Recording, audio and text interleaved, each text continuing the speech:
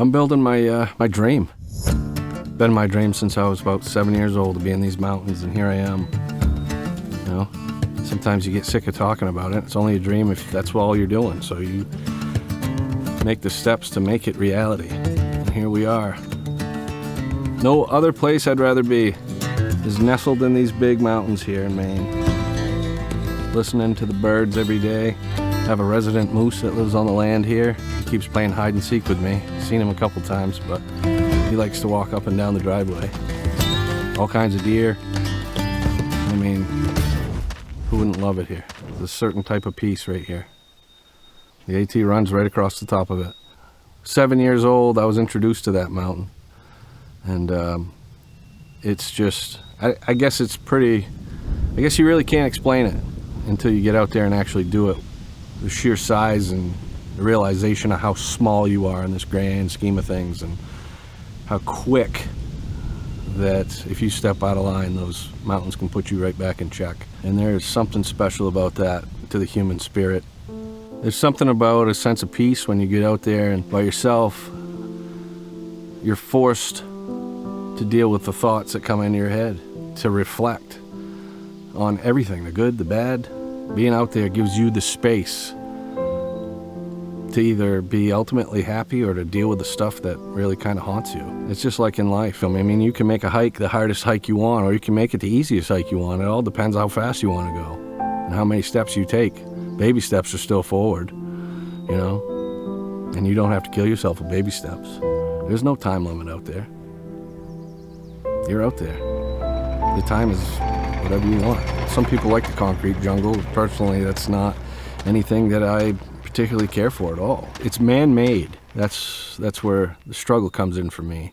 But out here is, you know, everything needs everything else in order to survive out here. Everything does. You know, trees need the sunlight. The trees need the soil. Birds need the trees in order to live, to feed.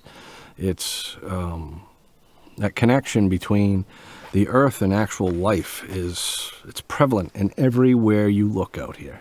Everywhere you look. Some people would really, you know, beg to differ that we need that stuff too. I don't hear a car every day. And I'll sit out here for hours and not hear another vehicle. But I can hear the birds, and I can feel the wind, and I can see the mountain in the background, and I can feel how powerful the storm is that's getting hung up on the ridge line when it finally breaks over the ridge. I mean, there's a connection there that's primal. You know, it's rooted in what we are as actual humans. It's not skewed. It's raw. It's exactly what we are. If you dig down deep, if you remove all the superficial stuff, all the material stuff, this is what you have. What changes is society. You know, the societal change. It takes away the things that are simple. The basics are right here. There's no chaos out here. It is cut and dry. Not always black and white, because things aren't always black and white, but it's simple. And I think if we scrape away all that the media, what the media puts out and what this political mindset is putting out, and get right down to a bare slate, this is where it's got to begin. This is where people build character. This is where people build leadership. This right here is where life is. Everywhere you look, everything is alive. Not just humans, but everything. And you can see it if you look, if you choose. When we're younger, we don't think about how fragile life really is. We don't think about that stuff. But as we grow older and we have more experiences under our belt, and we start to lose people just because of their age, we realize how short this life really is. I think it is so important to live. You've got to live. You've got to live in a way that it sets your soul completely on fire. You've got to listen to your soul. Whatever your soul wants, you've got to feed it.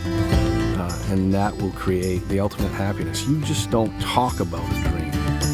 If you want something, you just got to go get it. You got to get it. This has been a dream of mine. Here I am, 46 now, This has been a dream of mine to live in these mountains since I was 7 years old. And here I am. 40 years later, I'm doing it. But it's not because I was talking about it. Life's too short, man. It's too short. You've got to live. You just got to go after it. Do it. It's simple.